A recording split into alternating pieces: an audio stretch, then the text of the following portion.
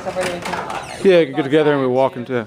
Yeah, so basically the impetus for it was partly traveling to Palestine. Okay. And seeing the wall there and thinking about like physical boundaries that people put up.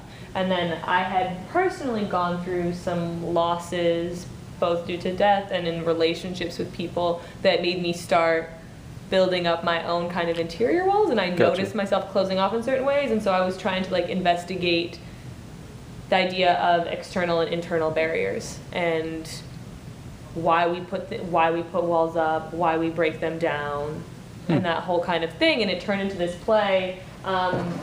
I started writing it, just like doing free writes basically through this artist activist program I was in. Okay.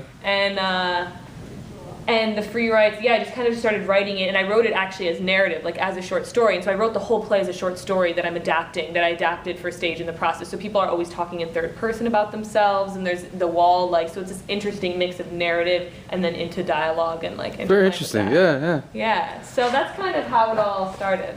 There's probably a list of various types of walls now you've probably come up to it, yeah. Mm-hmm. Yeah, it's interesting based on like, so one of the cast members grew up in Germany, and so like her experience, and she knew a lot of references in terms of the Berlin Wall, whereas another girl in the cast also has spent time in Palestine and done a lot of activism around that. So a lot of this relates to what her and I thinking about Palestine. But it's really interesting how, because it's a science fiction play, because it's allegorical, not really set anywhere in particular, that it can then apply like across the board, which is great.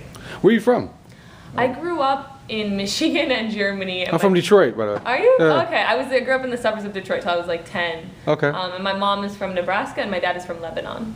Really? So kind of like a little bit all over. And I think that's also part of it, actually. Like I have always, and Oz and I have talked about this because she's also like international all over the place, but just that feeling of like, what are boundaries, what can you cross, what can you not, based on your personal experiences, and just. We say boundaries, like even like when moving to one place to another, what's culturally embraced, what's culturally, I don't know, hesitant. Exactly. I think so. I think it's like, like what, I don't know, it's interesting. Like what's shocking to us was not shocking to others. Other people, and when you're in, like, I think it's interesting how certain things in your own society, like certain things I wouldn't do in the States or certain boundaries I wouldn't cross as like an American, and because of the strict, whether it's, who knows, whether it could be class or racial boundaries or whatever, certain things you're like, oh, I shouldn't do this because that's what I've been, I'm going to say, indoctrinated to do. Yeah. But when I'm in like another country, I don't know any of those boundaries. So like, I'm like, oh, I can do this, and people forgive me for it because I'm a foreigner or whatever. Do you feel like more like you're Lebanese, or you feel like you're more American, or